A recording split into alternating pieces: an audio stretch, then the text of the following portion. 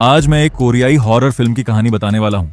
ये फिल्म 2026 में रिलीज होते ही धूम मचा गई थी और अब तक की सबसे ज्यादा कमाई करने वाली कोरियाई हॉरर फिल्म बन गई है।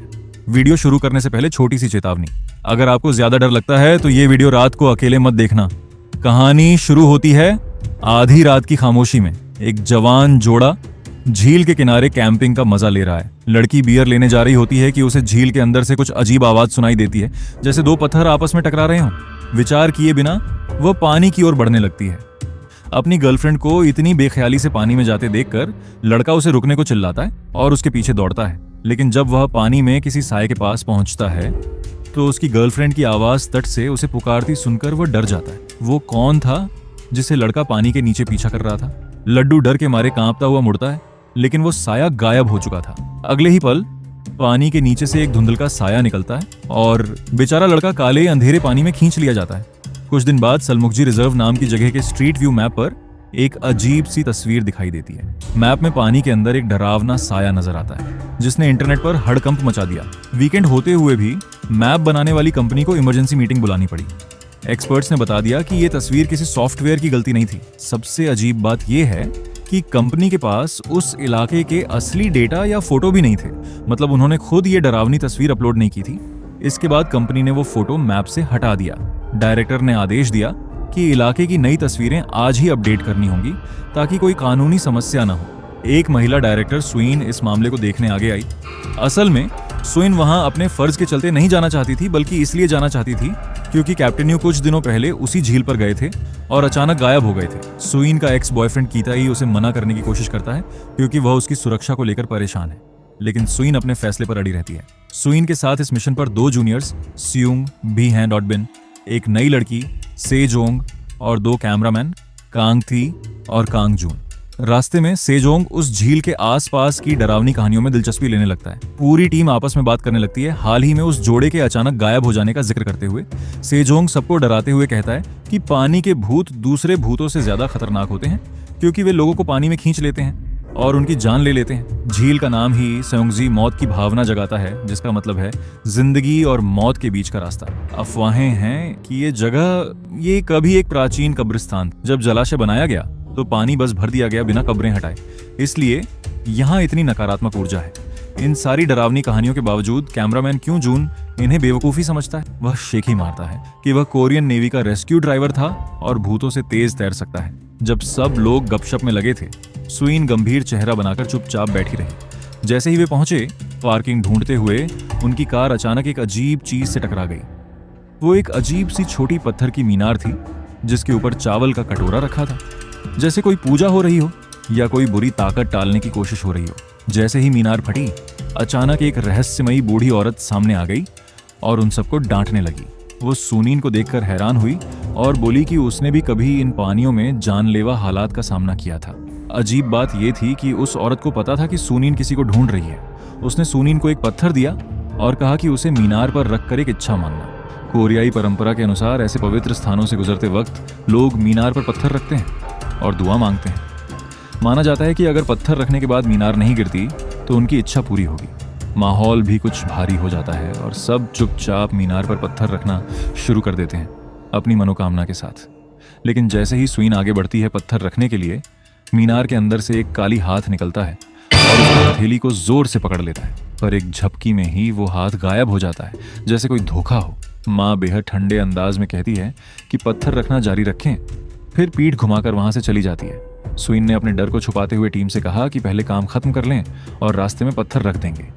जैसे ही सभी अपने सामान उतार रहे थे, सुइन की थर्मोकॉल बॉक्स मिली जिसमें कई कीड़े मकोड़े रेंग रहे थे। पता चला कि कैमरामैन क्यूकटाई ने चुपके से मछली पकड़ने का चारा ले आया था। फिर वह देखती है कि दो जूनियर्स एक फुलाने वाली नाव तैयार कर रहे हैं। सेजोंग मानती है कि उसका एक हॉरर यूट्यूब चैनल है, इसलिए काम करते करते भूतिया वीडियो शूट करना चाहती थी। सभी को इतना मस्त देख सुइन गुस्से में बोल पड़ी, हम यहाँ पिकनिक मनाने नहीं आए हैं, पहले काम पे ध्यान दो, फिर जो मन करे करो। उन्हें बस 3 किलोमीटर की रूट की तस्वीरें लेनी थीं, जो करीब 2 घंटे लगते। लेकिन शुरू करने से पहले क्योंगजून ने देखा कि जीपीएस सिग्नल पूरी तरह गायब हो गया है। पूरा टीम वहां खड़ा परेशान था। तभी कैप्टन यू अचानक सामने आ गए। उन्होंने बताया कि उन्हें पिछली बार भी ऐसा ही प्रॉब्लम हुआ था। फिर उन्होंने जीपीएस डिवाइस अपने हाथ में लिया और पानी के अंदर चलने लगे। जैसे जैसे वे पानी में आगे बढ़े, जीपीएस सिग्नल वापस आ गया। सुवोन बड़ी खुश हुई अपनी बॉस को इतने दिनों बाद सलामत देखकर। जब उसने पूछा वो इतने दिन कहाँ थे, कप्तान यू ने एक रहस्यमय मुस्कान दी और कहा, बाद में बताऊंगा। दोनों जूनियर्स ने फिर आसपास की फोटो लेना शुरू किया। अजीब बातें होने लगीं। सेजोन ने झील के किनारे एक लिखावट देखी जो कब्रस्टोन जैसी लग रही थी, और कैमरा जो सिर्फ उनके चेहरों पर ही नहीं बल्कि झील की गहराई में कुछ अलौकिक चीज भी पकड़ रहा था। इस बीच दो कैमरामैन क्यंग टी और कांग जून जल्दी काम खत्म करके मछली पकाने का प्लान बना रहे थे। क्योंग टी 360 डिग्री कैमरे के साथ आगे बढ़ता है, जबकि सुवोन उसकी हर हरकत स्क्रीन पर देख रही होती है। अचानक सुवोन स्क्रीन पर एक काला साया देखती है। वो क्योंग टी से कहती है कि पीछे हट जाए। साया गायब हो जाता है, लेकिन थोड़ी देर बाद फिर से दिखने लगता है। सुवोन उसे तुरंत लौट आने को कहती है, लेकिन क्योंग टी ये सब सिर्फ उसका भ्रम समझकर आगे भाग जाता है। जैसे ही वो आगे बढ़ता है, क्योंग टी देखता है कि साया बिजली की रफ्तार से झील के किनारे भाग रहा है। डरा हुआ वह पानी के पास जाता है, लेकिन वहां कुछ नहीं होता। तभी पानी में हलचल होती है। क्योंग टी देखता है कि उसका खुद का शरीर हिल रहा है, लेकिन उसका परछाई पानी में जमी हुई रहती है। इसी बीच स्वेन कैमरे में देखता है कि एक भूतिया साया क्योंग टिटी के ठीक पीछे खड़ा है। स्वेन चिल्लाता है, मगर क्योंग टिटी वॉकी टॉकी बंद कर देती। अगले ही पल एक डरावनी औरत का सिर क्योंग टिटी के ऊपर गिर जाता है, जिससे वो पानी में गिर पड़ता है। स्वेन तुरंत वहां भागता है और पानी में तैरते हुए काले बाल देखता है। तभी क्योंग टिटी डर के मारे पानी से बाहर निकलता है। इस बीच क्योंग जूंग चावल का कटोरा थामे हंस रहा होता है और सोचता है कि सब मजाक है, लेकिन कंग टिटी कसम खाता है कि औरत का सिर उसी के ऊपर गिरा था। वीडियो फुटेज देखने के बाद से जोंग समझाता है कि ये पानी के गुस्सैल भूतों को बुलाने वाला तांत्रिक रिवाज है। डर के मारे स्वीन काम बंद करने का फैसला करती है, लेकिन कंपनी के डायरेक्टर उससे फोन पर जोर देते हैं कि उस दिन काम पूरा कर लो, क्योंकि इलाके से कई लोग गायब हो गए हैं। स्वीन नए मशीनारे के आने तक सुबह तक इंतजार करने का फैसला करती है। क्योंकि एक सेकंड भी ज्यादा इंतजार करने को तैयार नहीं है। तभी कप्तान यू कहता है कि हमें वो जीपीएस ढूंढना होगा जो पानी में गिर गया है, नहीं तो वो खराब हो जाएगा। मजबूरन वे ऐसा करते हैं। कांग टी और कांग जून वापस पानी में लौटते हैं। इसी बीच स्वीन के एक्स बॉयफ्रेंड क्योंटी फोन करता है और कहता है कि वह नया उपकरण लेकर आ रहा है। स्वीन उसे बताती है कि कैप्टन यू का बर्ताव बहुत अजीब हो गया है। अचानक कैप्टन यू स्वीन के पीछे दिख जाता है। जब स्वीन उससे गायब होने की वजह पूछती है तो वो बात को टाल देता है और कहता है कि उसके टॉवर में मांगी हुई इच्छा पूरी हो गई है। रात होते ही सेजोंग अपनी यूट्यूब चैनल के लिए भूत खोजने की कोशिश करती है, एक भूत डिटेक्टर ऐप का इस्तेमाल करते हुए। इसी बीच कैप्टन यू और क्योंटी अचानक गायब हो गए और उनका संपर्क टूट गया। ढूंढते हुए सुविन को पत्थरों टकराने की आवाज सुनाई देती है। वो पानी की तरफ मयूर की तरह निहारती है, लेकिन जमीन पर कुछ देखकर उसकी कल्पना टूट जाती है। नीचे देखने पर उसे टीम टी का एक मेमोरी कार्ड मिलता है।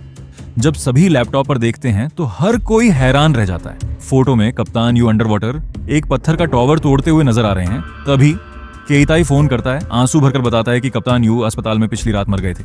ये सुनते ही फोन की लाइन कट जाती है। इस बीच क्यंग जून और सॉन्ग बिन वे झील में खेल रहे थे, पत्थर फेंक रहे थे। अचानक पत्थरों के पानी से टकराने की अनंत आवाज गूंजने लगती है, जो दोनों को हैरान कर देती है। अंधेरे से कुछ उड़कर निकलता है और उनकी एकमात्र रोशनी को तोड़ देता है। जब वे अपने टॉर्च जलाते हैं तो वह पत्थर नहीं बल्कि एक मरा हुआ कौवा होता है। तभी से जयजोंग के बैग में रखा भूत बॉक्स अपने आप चालू हो जाता है। उससे टूटे हुए आवाजें निकलती हैं। क्या आप सब पहुंच गए हो? कितने लोग हैं? कैमरामैन क्योंग जून गुस्से में मशीन छीनता है और चिल्लाता है, क्या तुम पानी के नीचे मर गए हो? क्या तुमने ये कौवा फेंका है? कोई जवाब नहीं आया। बस एक ही आवाज बार बार गूंज रही थी, तुम्हारी वजह से मुझे मरना पड़ा। सुएन ने मशीन बंद की और सभी को 2 टीमों में अलग होने और गायब लोगों की तलाश करने का आदेश दिया। तभी कप्तान यू कैमरामैन कयेती को लेकर जंगल की ओर जाने लगा। कयेती पीछे मुड़ा तो देखा कप्तान गायब था। वो तट पर नहीं बल्कि जमी हुई झील के बीचों बीच खड़ा था। पानी में पत्थर गिरने की आवाज आई।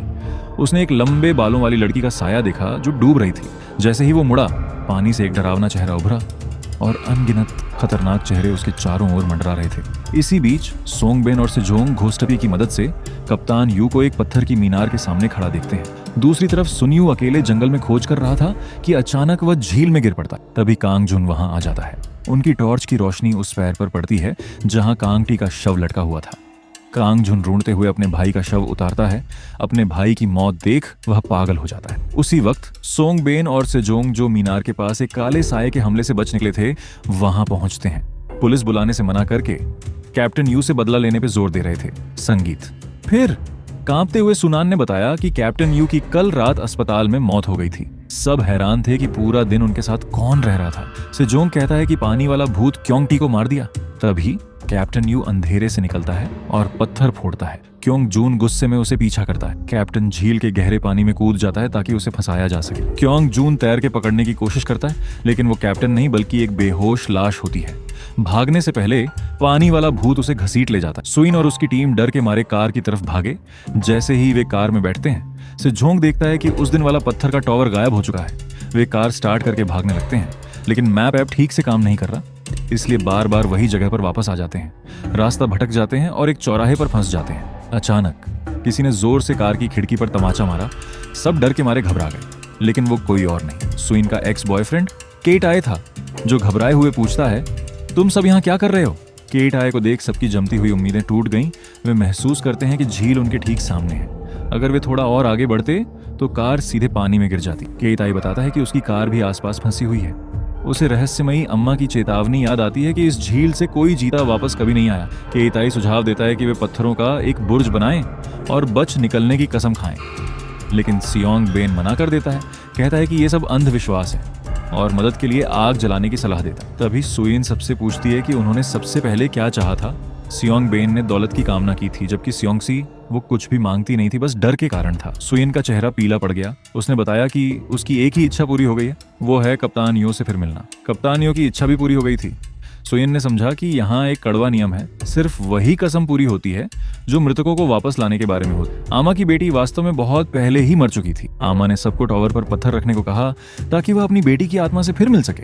कप्तान यो ने पानी के नीचे वाले टॉवर को तोड़कर खुद को आजाद कर लिया, लेकिन बाद में अस्पताल में उसकी मौत हो गई। सुइन ने कहा, इस मुसीबत से निकलने का एक ही तरीका है कि उस पत्थर के टावर को ढूंढकर उसे तोड़ फोड़ दिया जाए, लेकिन वो टावर अपनी जगह से गायब हो गया है। सोंगबिन मानता है कि ये एक नई चाल है उन्हें पानी के पास फंसाने की। बढ़ते तनाव के बीच सन और जी किताए पानी लेकर आने के लिए कार की तरफ जाते हैं।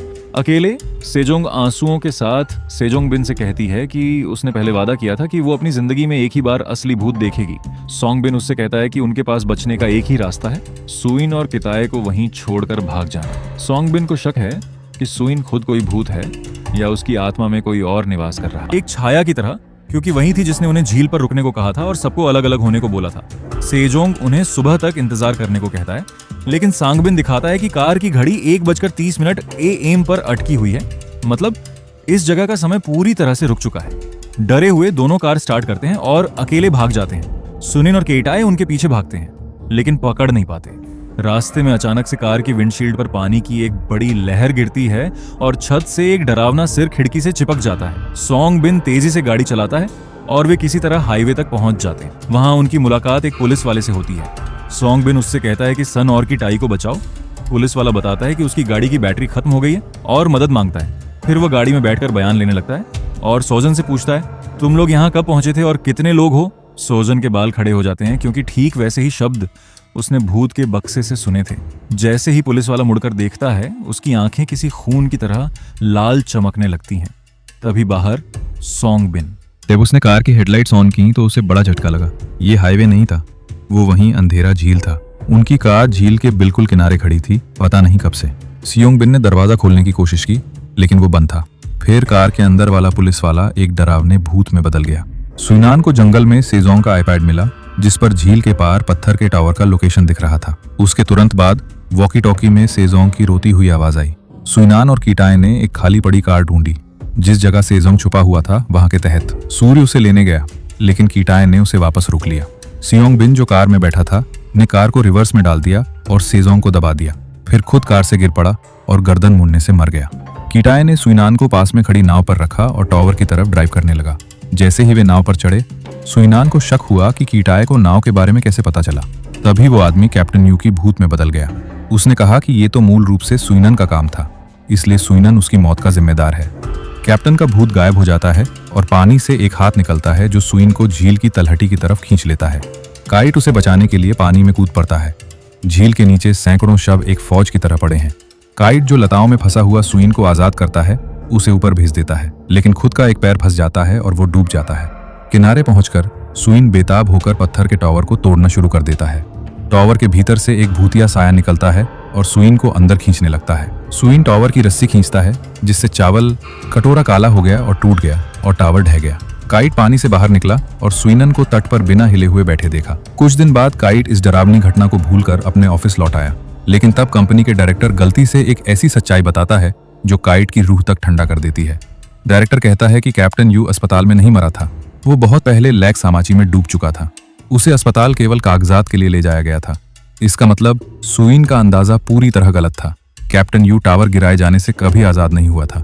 ठीक उसी समय सुइनान वो ऑफिस आती है और कहती है कि उसे अकेले घर पर रहना डर लगता है। कीटाए उसे कैप्टन यू के डूब जाने के बारे में शुरू में नहीं बताता ताकि उसकी चिंता और बढ़े ना, लेकिन कीटाए का दिमाग फटने वाला है। वो इन अजीब और समझ से परे घटनाओं के सामने बिल्कुल बेबस महसूस कर रहा है। उसी घबराहट के पल में अचानक उसे कहीं से एक काला पानी का बड़ा तालाब दिखाई देता है जो उसके पैरों के नीचे फैलने लगता है। पलक झपकते ही पूरा ऑफिस गायब हो जाता है और वो खुद को उसी ठंडे सालमोगी झील के बीचों बीच खड़ा पाता है जैसे वो कभी निकला ही नहीं। और उसके सामने खड़ी होती है सुइनान। अपनी असली शक्ल एक बुरी आत्मा के रूप में दिखाती है और मुस्कुराते हुए कहती है, यहाँ कुछ भी कभी भरोसेमंद मत समझना। और इस डरावने मोड़ के साथ फिल्म यहीं खत्म हो जाती है। दोस्तों, कृपया कमेंट में बताएं कि आपको इस कोरियन हॉरर फिल्म की कहानी कैसी लगी। अगर आपको वीडियो पसंद आया हो तो लाइक और सब्सक्राइब करना मत भूलें।